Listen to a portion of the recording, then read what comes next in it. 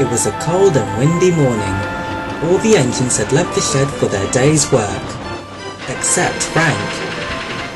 His engine would not start. I'm sorry, driver. It's not your fault, Frank. Your engine doesn't seem to agree with this cold snap we've been having. I'd say you need a new one fitted. Frank looked across the yard. He could see the small controller walking around, deep in thought. The little diesel had no time to ponder the situation, as his motor started and he left for work. Later, he met Jock at the ballast mine. Jock, have you noticed something different about the small controller lately? Now that you mention it, he has seemed very withdrawn and deep in thought for the last few weeks now. I wanted to ask him, but I thought it wouldn't be right to intrude. Well, whatever it is, I have a bad feeling about it. It wasn't only Jock and Frank who were worried about the small controller. The others were too. Some nights later, the small controller had summoned all the engines and crews to the shed. I have been managing director of the Osdale Miniature Railway ever since its opening back in 1967. And in that time, I have seen the railway go from its early days of transporting ballast and wool to become the thriving tourist attraction it is today. My point is that after nearly 50 years, I shall be standing down as managing director of the Osdale Railway, effective at the end of this week. But sir, you've kept this railway running from the very beginning. Who will take your place? I have complete faith that the board will select a competent and efficient successor in my place. But don't worry, I shall make time to visit the railway when I can. A look of dismay crossed the faces of all the engines as the yard went silent. Later that night, the engines talked about the situation. We just can't get my fun around the fact that by the end of this week, Mr. Fergus Duncan will no longer be our controller. We can't imagine life without him. He's been here since day one, and has seen us through our successes and failures. I remember he wasn't too impressed the time you gave those clergymen a shower. What about the time Frank almost demolished the shed? He's been stern when it has been needed, but he's always forgiven us. We must make the small controller's last week on the railway the most memorable one he's ever had. For all the right reasons. The next morning, the mood in the shed was a sombre one.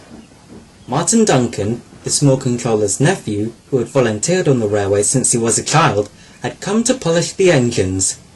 He could see the downcast looks on their faces. Good morning, engines. Why, the long faces? Last night, the small controller announced his retirement. And that came as a shock to you? Yes, it did. Yes, I was quite shocked as well. Uncle Fergus had dedicated his whole life to this railway.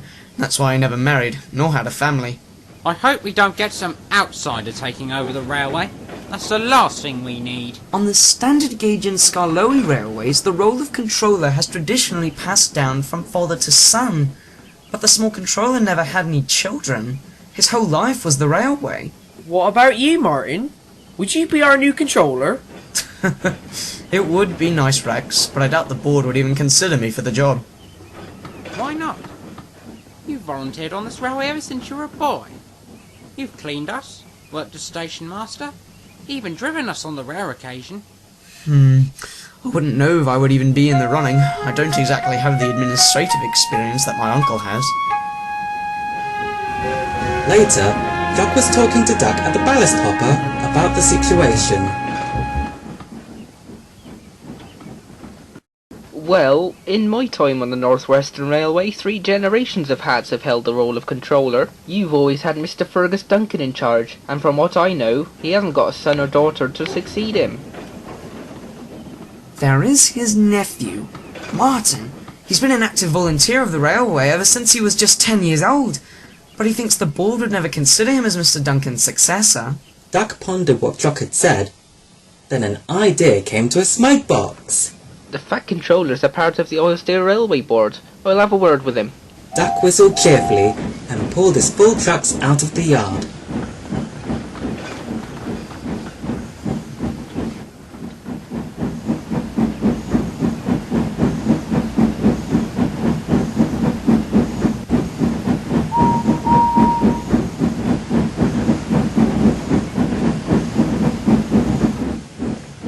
When he reached Knapford Yard, he spied the Fat Controller talking to a workman.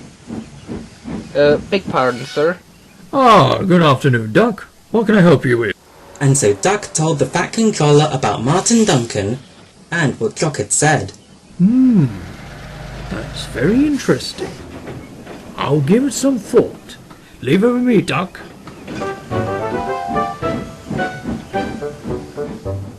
Meanwhile, Frank was returning from the ballast mine as a light engine. He had been having troubles with his engine most of the day. My engine is going to give out. I just know it. The sheds aren't too far away. We should be fine. But they weren't. Frank's engine stalled when he reached the middle of the level crossing, and he was stuck.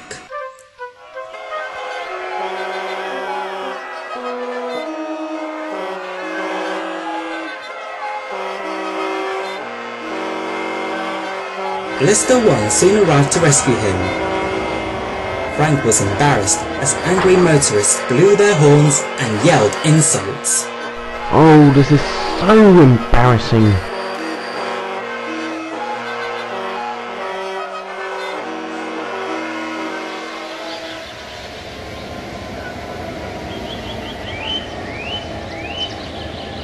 Lister 1 pulled Frank back to the yard and then went away with the maintenance train. As his driver was inspecting his engine, Frank could hear Bert's whistle in the distance. He was pushing a line of 4 ballast trucks for the chute. As he pushed them up onto the hopper, the weight of the trucks made it hard for him to stop. I can't stop! These trucks are too heavy!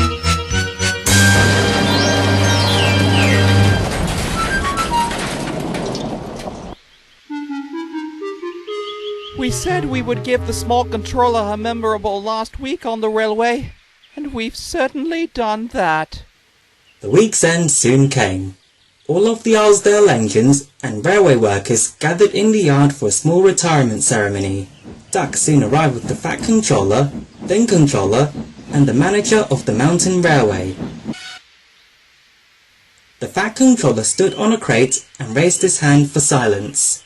Ladies, gentlemen, and engines. We are gathered here today to honour Mr. Fergus Duncan, who for over 4 decades has provided his services as Managing Director of the Isledale Miniature Railway. The line has been through good and bad times, but under his direction and miraculous leadership, it has pulled through with flying colours. And now, after 4 decades of unwavering service, we would like to wish you all the best in your retirement and where life's journey takes you.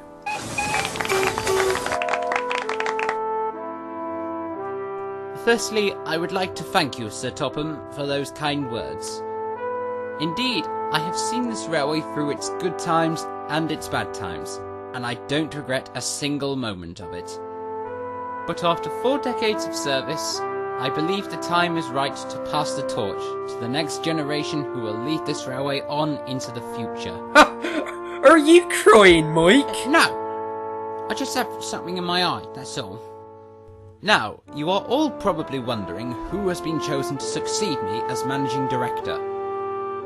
Well, after much consideration, and by recommendation, I have nominated, and the board have unanimously agreed, that my nephew, Mr. Martin Duncan, shall carry on overseeing this fine railway. Martin Duncan was amazed as his uncle summoned him forward. Well, what a surprise this is. Thank you for placing your faith in me, and I promise you all that I shall see to it that this railway remains at the top of its game and goes forward into the future. Once again, the yard echoed with cheers and whistles.